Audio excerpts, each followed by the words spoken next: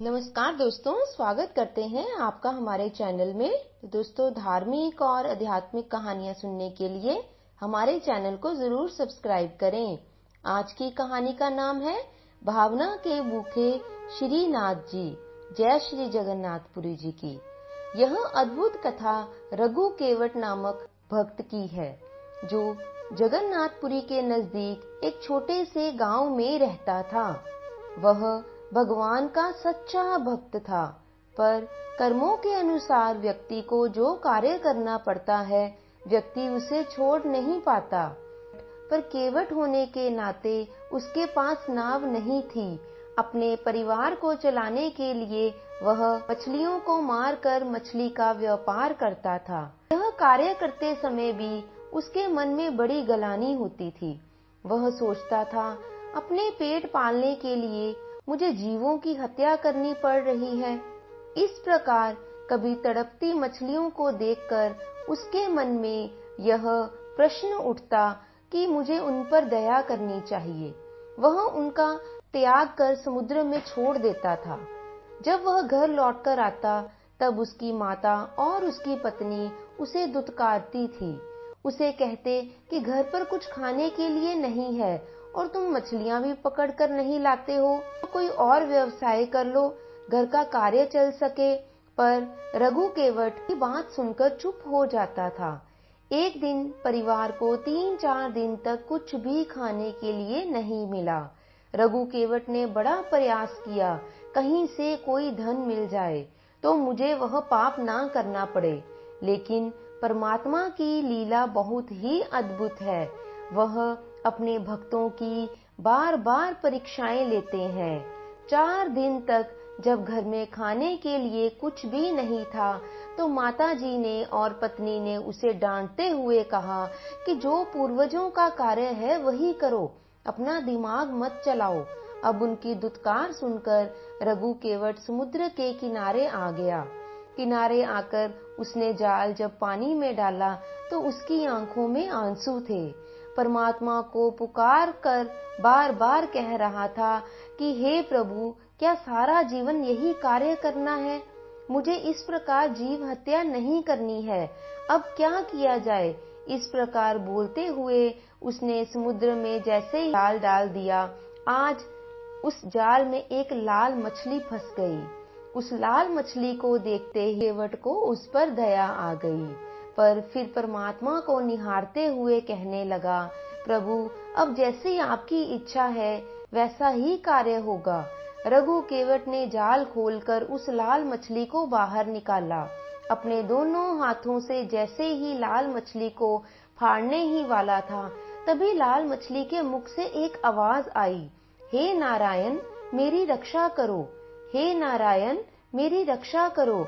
उस आवाज को सुनकर रघु केवट हैरान हो गया कि यह कैसी अद्भुत आवाज है और कहां से आ रही है। मछली की ओर ध्यान से देखकर वह घबरा गया। उसके हाथ से मछली छूट गई। पुनः उसने अपने हाथों में मछली उठाई और भागते हुए जंगल की तरफ आ गया। जंगल में यहाँ पर झरने बहते थे। उन झरनों से 7 कुंड बन गए थे। एक कुंड के अंदर रघु केवट ने उस मछली को डाल दिया। मछली धीरे धीरे अपना विस्तार करती गई। रघु केवट यह देखकर आश्चर्यचकित होने लगा। आंखों में बस आंसू ही आंसू थे। पर वह प्रार्थना करके प्रभु को कहने लगा, जिस परमात्मा ने मुझे अपने स्वरूप का दर्शन इस तरह से करवाया है, जब तक वह साक्षात प्रकट होकर मुझे दर्शन नहीं देंगे, तब तक मैं कहीं भी जाने वाला नहीं हूँ। इस प्रकार का हठ लेकर रघु केवट वृक्ष के नीचे बैठ गया। 3 दिन तक उसने ना कुछ खाया था और ना कुछ पिया था। प्रभु तो अंतर्यामी है, वो यह सब कुछ देख रहे थे। तो प्रभु को अपने भक्त पर दया आ गई। भगवान श्री हरि एक ब्राह्मण का रूप धारण करके रघु केवट के समक्ष उपस्थित हो गए। वह रघु केवट को देखते हुए कहने लगे, अरे केवट, यहाँ क्यों भटक रहे हो? 3 दिन से लोग तुम्हारा इंतजार कर रहे हैं। तुम्हारा घर परिवार दुखी हो रहा है। जाओ, शीघ्र ही घर जाओ। तुम्हारी माता जी तुम्हारा इंतजार कर रही हैं। तुम्हारी धर्म पत्नी यहाँ वहाँ भटक कर परेशान हो रही है, जल्दी से उन्हें भोजन देकर आओ। तब रघु केवट ने कहा, हे ब्राह्मण देवता, उन्हें क्या खिलाऊं, क्या देकर आऊं? क्या मैं पाप करूं? मछलियां मारकर अपने परिवार का पालन करूं? यह बात सुनकर वह ब्राह्मण देवता कहने लगे, क्यों व्यर्थ में चिंता करते हो? सब परमात्मा के हाथ में है। वो जो कार्य कहेंगे हमें करना पड़ेगा और वह कार्य शुद्ध हो जाएगा। रघु केवट उनकी बात सुनकर कहने लगा, कैसे शुद्ध हो जाएगा? तब ब्राह्मण बने भगवान कहने लगे कि जब 3 दिन पहले मछली पकड़ी थी, उस मछली ने आवाज देकर तुमसे कहा था, नारायण रक्षा करो। तुमने उसे तालाब में छोड़ दिया। क्यों छोड़ दिया? उसे ले जाते तुम्हारे सारे कार्य सिद्ध हो जाते। ब्राह्मण की यह बात सुनकर रघु केवट समझ गया, यह साधारण ब्राह्मण नहीं है, क्योंकि इसे मेरी और मछली की बात कैसे पता चल गई? उस समय तो इस स्थान पर कोई भी नहीं था। जब रघु केवट ने इस बात पर विचार किया, तब दौड़ते हुए ब्राह्मण के चरणों में जाकर प्रणाम करते हुए कहने लगा, ब्राह्मण देवता अपने असली स्वरूप में आ जाइए। हे ब्राह्मण देवता, अपने असली स्वरूप में आ जाइए।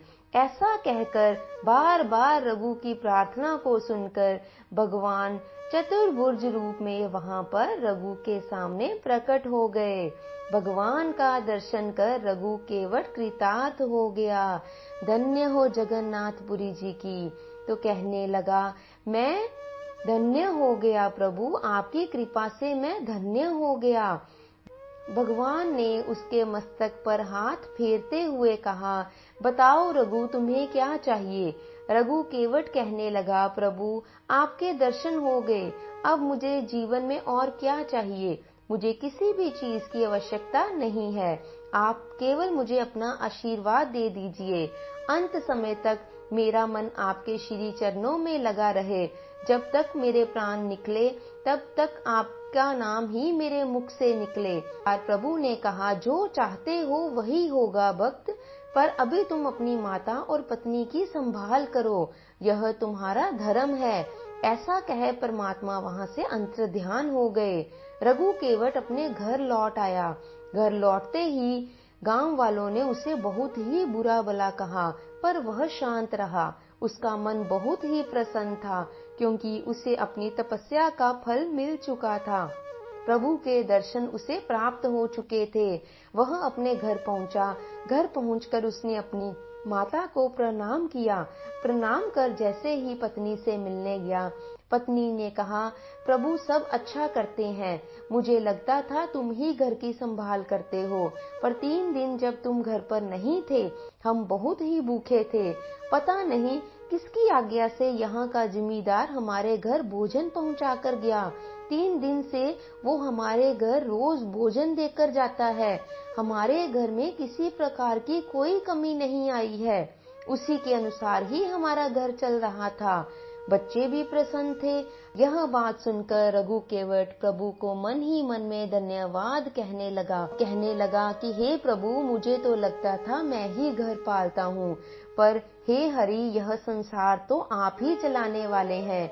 मेरे मन का यह अभिमान भी आपने समाप्त कर दिया। मैं तो कुछ भी नहीं हूँ, जो करते हैं वो आप ही करते हैं। इस प्रकार गांव में घूमकर रघु केवट परमात्मा का गुण अनुवाद करता था। उसकी पत्नी भी समझ गई थी कि यह सब प्रभु की ही लीला है। माता भी रघु केवट को प्रेम देकर प्रभु के भजन सुमिरन में लग गई। कहा जाता है, सारे गांव वाले अब रघु केवट की संभाल करने लगे। उनके घर में जो भी बचता था, या तो जिसके मन में जो भी भाव जागृत होता था, वह रघु केवट को धन देकर जाते थे।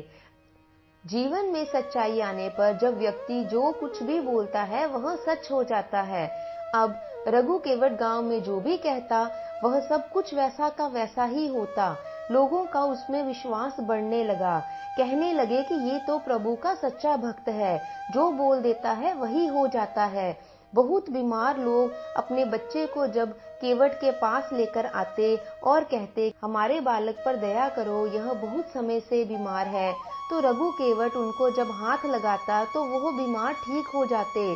कोई आता और कहता कि घर भी है, कार्य नहीं हो पा रहा है, कृपा करो। रघु केवट उन्हें तथास्तु ही कहता तो उनका कार्य हो जाता। कई कन्याएं जिनका विवाह नहीं हो पा रहा था, माताएं उनको रघु केवट के पास लेकर आती। रघु केवट कहता इन्हें अच्छा वर मिलेगा और कुछ ही दिनों में उन कन्याओं का विवाह हो जाता। इस प्रकार रघु केवट का समाज में नाम बढ़ने लगा। एक दिन भगवान के भक्त श्री रघु केवट जी रात्रि के समय विश्राम कर रहे थे।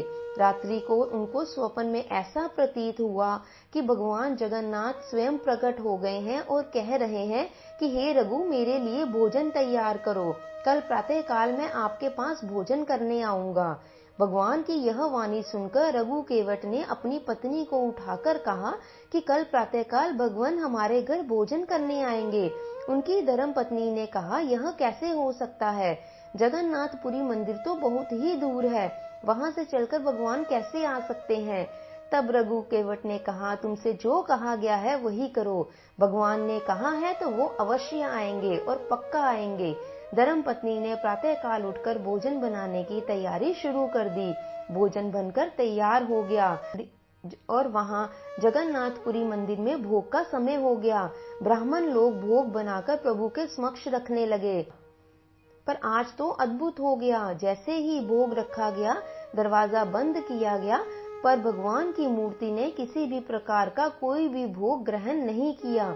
थोड़ी देर बाद जब मंदिर खुला तो और पुजारी देखकर हैरान हो गए और वहां के राजा के समक्ष पहुंचे और को प्रार्थना करके कहने लगे, हमारे जगन्नाथ भगवान हमसे नाराज हैं, तभी उन्होंने आज कुछ ग्रहण नहीं किया है।